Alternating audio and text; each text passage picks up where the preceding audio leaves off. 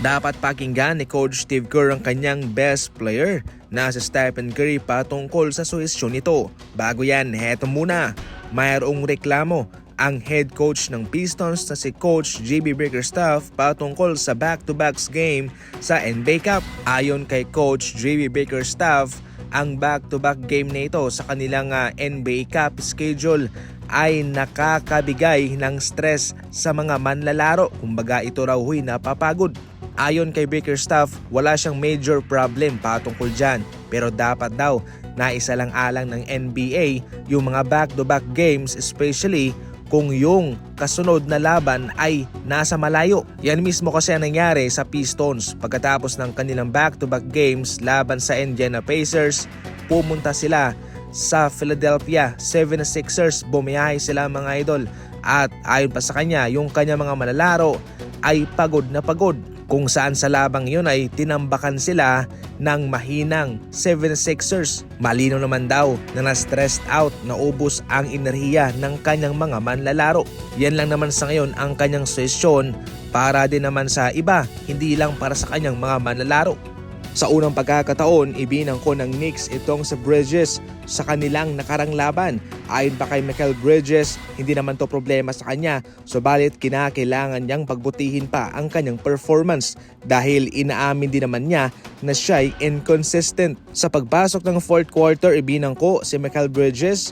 Ibinalik lang siya for defensive purposes. Maliban sa kanyang pag-i-struggle sa ngayon, nakadagdag din dyan yung maraming mga star players sa isang kupunan. Kumbaga hindi ka makabuelo, meron kang kahati, di ba? Doon kasi sa Brooklyn Nets, kung saan siya nanggaling ay siya ang bida doon, siya ang main man. Ngayon nag-a-adjust siya sa Knicks kung saan marami sila doon. Si Bronson, mayroong Hart, mayroong Karl Anthony Towns, kaya nahihirapan talaga siya. Samantala, mayroong suhesyon sa Stephen Curry sa kanyang head coach na si Coach Steve Kerr mga idol patungkol sa kanilang problema ngayon.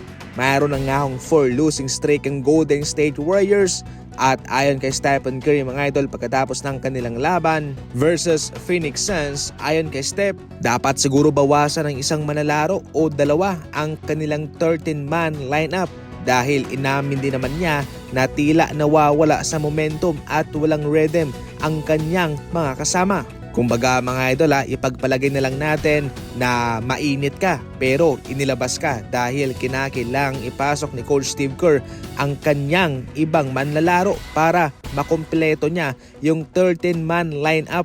So definitely magko-cool down ka. Yung mainit mo na kamay, yung mainit mo na shooting ay mawawala. Magsisimula ulit yun, back to zero. Kaya yan sa ngayon ang pinupunto ni Stephen Curry sa kanyang kupunan, especially sa kanyang head coach na si Coach Steve Kerr. Yan sa ngayon ang sesyon ni Stephen Curry, and considering na itong si Steph ang pinaka-the best na manlalaro, dapat tong pakinggan ni Coach Steve Kerr. Abangan na lang natin yan kung mayroong babaguhin si Coach Steve Kerr sa kanilang rotation, sa kanilang susunod na mga laban.